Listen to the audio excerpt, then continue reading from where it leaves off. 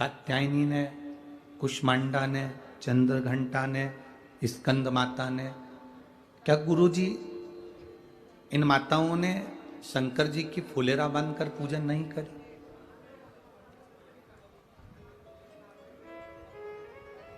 शिव जी ने पार्वती को ही फुलेरे का महत्व क्यों समझाया? एक कथा महाराष्ट्र में पहले करी थी, उसमें हमने हरतालिका तीज शिव महापुराण की कथा में वर्णन किया था सभी चीजों का।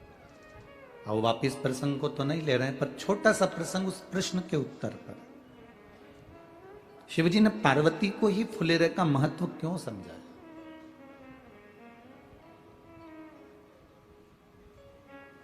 देवऋषि नारद ने जब पार्वती मैया को हिमालय राज की गोदी में देखा था, तब देवऋषि नारद ने भी पार्वती के कानों में यह कह दिया था कि पार्वती, अगर तुम्हारी ये पुत्री, तुम्हारी ये बेटी शंकर की आराधना करेगी, शिव की भक्ति में डूबेगी और हस्त नक्षत्र पड़ गया,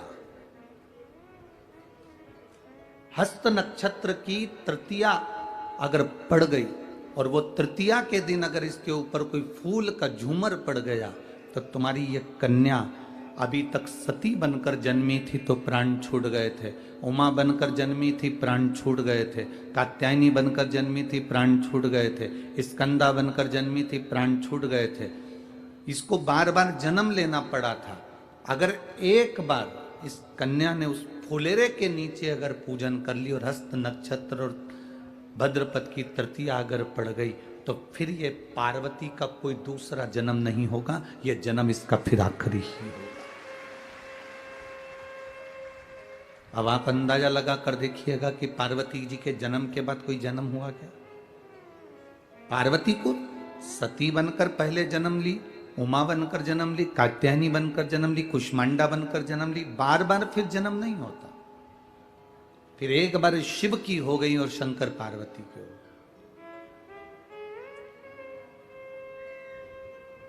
फुलेरे का दर्शन का मतलब क्या है कि आपके जिंदगी के जितने दुख हैं, आपके जीवन की जितनी तकलीफ हैं, आपके जीवन के जितने कष्ट हैं, आप देवाधिदेव महादेव के उस फुलेरे के दर्शन कर कर महादेव को प्रदान कर दें और महादेव से उनका आशीर्वाद लेकर पुष्प की सुगंध की तरह वो आशीर्वाद हमारे जीवन को सुखमयता प्रदान करे। भक्ति का बल बढ़ाए। शिव कथा कर रही है। हमारे चैनल को लाइक करें, सब्सक्राइब करें, कमेंट करें। धन्यवाद। आज हरतालिका तीज संपूर्ण भारत देश की ही नहीं, संपूर्ण देश विदेश में विराजमान माताएं शिव जी को राजी करने के लिए, इस पूजन के लिए अपने अपने घर पर आनंद के साथ विराजी हैं। भक्ति को बढ़ाना है, अहंकार को निकाल कर बाहर कर देना। दिवाली आती है तो सबसे पहला काम कौन सा होता है? बोलो जल्दी से, जम के बोलो। सफाई। दिवाली आती है तो सबसे पहला काम कौन सा होता है? घर की सफाई। अब कोई पूछे कि घर की सफाई क्यों करी जाती है? होली आती है तो कभी सफाई नहीं होती, दशहरा आता है तो नहीं होती है, कोई विशेष फंक्शन होता है तो घर की सफाई नहीं होती है, पर दिवाली आती है तो घर की सफाई क्यों, किस लिए? शिव महापुराण की कथा कहती है, जब लक्ष्मी घर में आए उससे पहले घर की सफाई कर लेना चाहिए। उसका कारण यह है कि साफ सफाई वाले घर के अंदर लक्ष्मी टिकती है और बहुत दिनों तक रहती है। में हमारे पुराणों में कहा गया कि दीपावली आई, लक्ष्मी जी आई तो घर की सबसे पहला काम घर में करा गया, घर की सफाई। आपसे भी निवेदन है, आपके घर में जब लक्ष्मी बढ़ने लगे, दिवाली से मतलब नहीं है, दीपावली से मतलब नहीं है सफाई का। जब तुम्हारे घर में संपदा बढ़ने लगे, तुम्हारा व्यापार चलने लगे, तुम्हारी दुकान चलने लगे, तुम्हारी नौकरी अच्छी तरक्की की हो जाए, तुम्हारा पैकेज बढ़ जाए, खूब तुम कमाने लगो, तो निवेदन है जब लक्ष्मी तुम्हारे घर में आने लगे तो इस दिल की, इस मन की भी सफाई प्रतिदिन करते रहना, जिससे इसमें अहंकार ना जम जाए, इसमें अभिमान ना आ जाए, इसके अंदर अहंकार प्रकट ना हो जाए।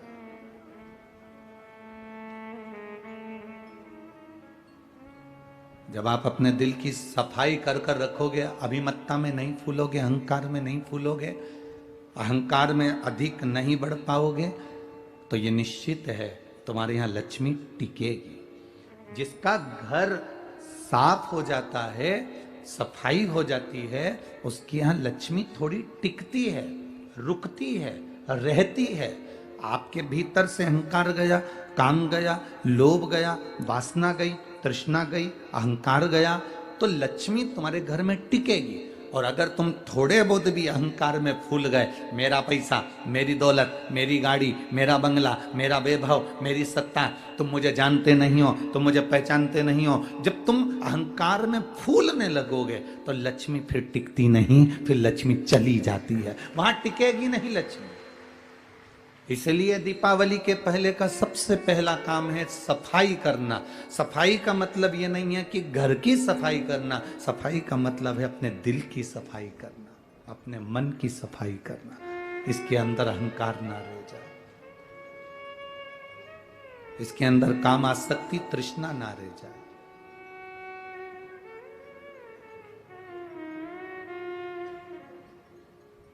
अभिमत्ता से दूर हो जाओ।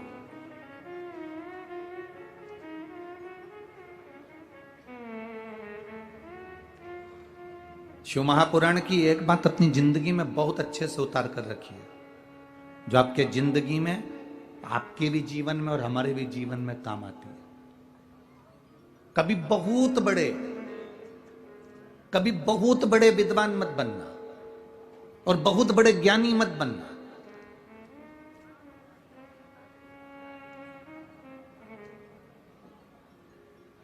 ज्यादा विद्वान बन जाते हैं, ज्यादा ज्ञानी बन जाते हैं, तो वो भरा हुआ जो मटका है ना, वो झलकता है।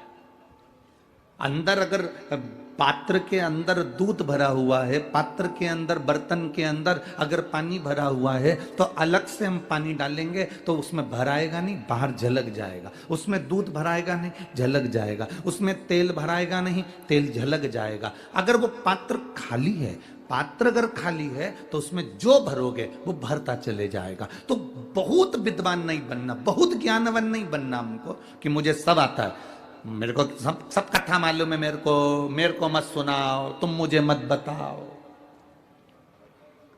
कई बच्चे कह देते हैं, कई बहुएं कह देती हैं अपनी सास से, मम्मी मुझे कुछ बताने की जरूरत नहीं है, मैं कोई तुम्हारे जैसी अनपढ़ नहीं हूं, बहुत पढ़ी लिखी हूं, मुझे बहुत ज्ञान है। कई बार बेटे कह देते हैं, पापा तुम तुम्हारे लेवल से दुकान चलाते होगे, मुझे मेरे लेवल से चलाना है, मैं सुन नहीं सकता, मुझे सब पता है, मुझे सब ज्ञान है। थोड़ा सा पढ़ लेने से, थोड़ा सा विद्या अध्ययन कर लेने से बहुत ज्ञानी मत बनना। निवेदन है, बहुत ज्ञानी नहीं। 4 इंजीनियर एक आड़ा टेढ़ा पाइप, उस आड़े टेढ़े पाइप में 4 इंजीनियर एक तार को डाल रहे थे और वो इंजीनियर से तार अंदर नहीं गया। एक किसान उन इंजीनियर को देखकर दुखी हो गया। उसने कहा, तुम्हें देख रहा हूं 4 दिन से तुम तार को उसके अंदर डाल रहे हो, आड़ा टेढ़ा पाइप है, इसमें जा नहीं रहा, मैं डाल सकता हूं। चारों इंजीनियरों ने विचार करा, बताओ कैसा मूर्ख है, एक तो किसान, गांव में रहने वाला, अकल तेरे में नहीं, हम 4 बड़े बड़े इंजीनियर, हमारी विद्वत्ता को तू क्या जानेगा, क्या तू इस तार को अंदर डाल सकता है? हाँ डाल दूंगा। एक इंजीनियर का दे दो इसको। उसने कहा, अब भी आया, घर गया, घर के मकान में से एक चूहे को पकड़ लाया, चूहे की पूंछ में तार को बांध दिया, चूहे को अंदर छोड़ दिया, तार बाहर निकल गया, तार बाहर निकल गया। कभी कभी बहुत विद्वत्ता का अभिमान, हमको डुबो देता है। रावण में और हनुमान जी में एक बहुत बड़ा अंतर था। रावण कौन था? आज भी लोग कहते हैं रावण बहुत विद्वान था। बोलो सही है कि गलत है? अरे जम के तो बोलो। रावण के लिए जो भी बोलेगा तो एक बात बोलेगा कि रावण बड़ा विद्वान था, पर हनुमान जी के लिए कोई नहीं बोलेगा कि हनुमान जी विद्वान थे। हनुमान जी के लिए लोग कहते हैं विद्यावान गुणी अति चातुर। क्या बोलते हैं? बोलो जम के बोलो जरा। विद्यावान गुणी अति चातुर। हनुमान जी को विद्वान नहीं कहा, हनुमान जी को विद्यावान कहा। विद्वान जो होता है वो जगत में डोंडी पीटता रहता है, मुझे सब आता है, मुझे सब मालूम है, मुझे सब अक्ल है, तुम लोग नहीं जान सकते, हम लंकेश हैं, हम लंकेश है, यह विद्वत्ता। और विद्यावान क्या होता है? जब लंका में भी प्रवेश करता है तो मशक समान रूप धरकर प्रवेश, झुकना पसंद नहीं करता।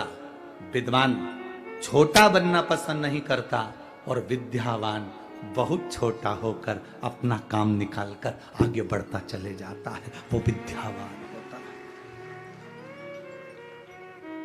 रावण को इतना ज्ञान होने के बाद भी रावण के नाम के आगे विद्यावान नहीं लिखा, उसके आगे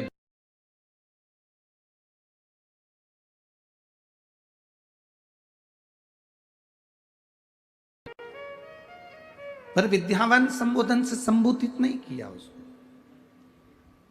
शिव महापुराण की कथा कहती है बहुत ज्ञानी नहीं बनना हमको, बहुत विद्वान नहीं बनना हमको। आपको कितना आता है ये आप अपने अंदर रखिए। आप कितने चतुर हैं ये चतुरता आपके अंदर रखिए। आप कितने विद्वान हैं ये विद्वत्ता आपके अंदर रखिए। जब शंकर जी के मंदिर में एक लोटा जल चढ़ाने के लिए जाओ तब अपनी विद्वत्ता कभी मत दिखाना। कोई जल चढ़ा रहा है, आड़ा टेढ़ा चढ़ा रहा है, शंकर जी को जल चढ़ाते समय तुम्हें नहीं कहना है कि जल ऐसे चढ़ाओ।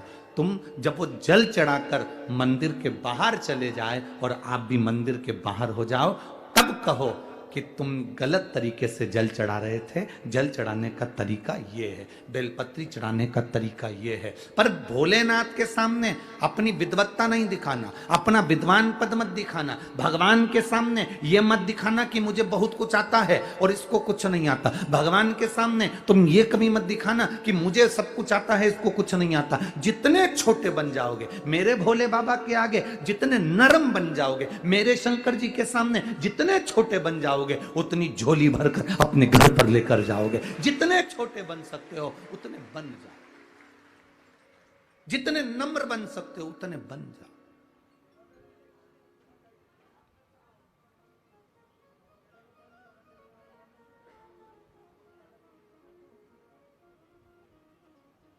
वो ब्राह्मण की बेटी, बालक ने आकर उससे लड्डू मंगा पर उसने नहीं दिया। अब उसकी नम्रता देखिए, उस बेटी की विद्या देखिए। मैं तुमको लड्डू नहीं दूंगी। क्यों नहीं दोगी? क्योंकि तुम गणेश नहीं हो।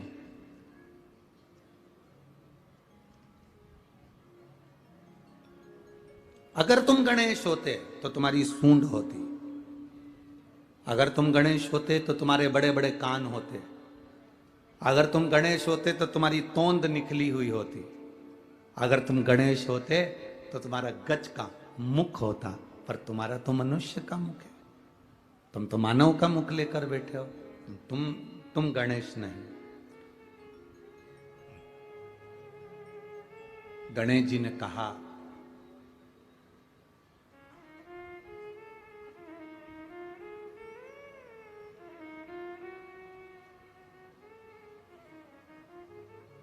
मैं तुझे क्या सबूत दूं कि मैं गणेश हूं? सबूत क्या दिया जाए कि मैं गणेश हूं?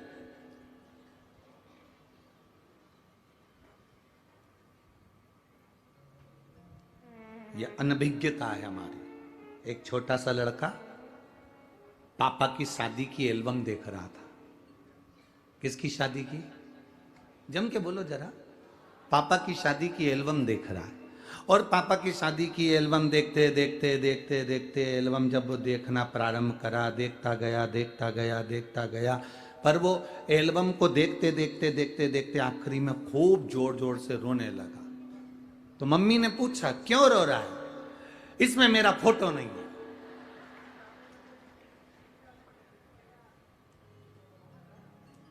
मां उसको समझाए कि तू पैदा ही नहीं हुआ था रे, इस फोटो में कहां से तू होगा। ऐसे संसार के कई लोग हैं।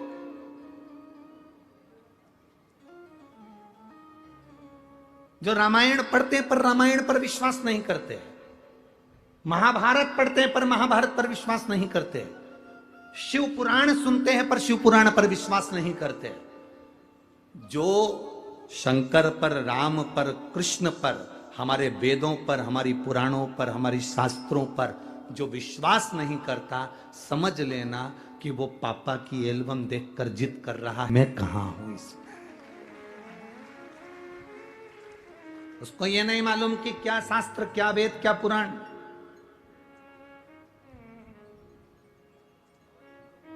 आप लोग अगर रोज रोज मंदिर, तो अब लोग समझदार हो गए तो आप लोग किसी की सुनते नहीं हो। नहीं तो पहले जब शुरू शुरू में आपने शिव महापुराण की कथा सुनना चालू करी होगी और मंदिर जाना चालू करा होगा, तो बहुत सारे लोग तुमको अकल देने वाले मिले होंगे। क्यों जाती हो, क्यों चक्कर में पड़ी हो बस सियोर वाला महाराज के, क्यों मंदिर जाती हो, क्या होगा बेलपत्र चढ़ाने से, क्या होगा फुलेरे का दर्शन करने से, क्या होगा धतूरा चढ़ाने से, क्या होगा वृक्ष की पत्ती शिव का श्रृंगार करने से। पहले लोग कहेंगे तुमको।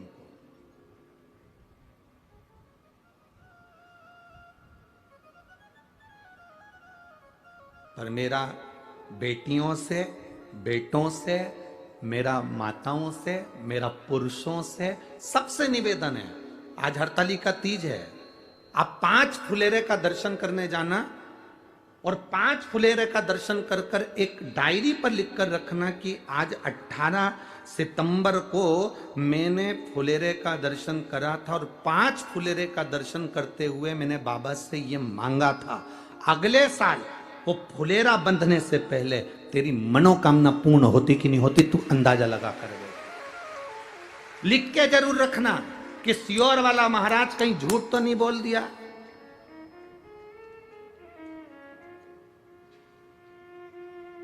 मैंने जो मांगा था वो दिया कि नहीं दिया। एक बेटी ने एक पत्र लिखा, मेरा नाम अनीता खुटेटा, पत्नी श्री ओम प्रकाश खुटेटा है, मैं राहटनी पुणे की रहने वाली हूं, पुणे की रहने वाली हूं। मूलतः मैं बसवा राजस्थान की निवासी हूं। कहीं बैठी हो तो हाथ हिला सकती हैं।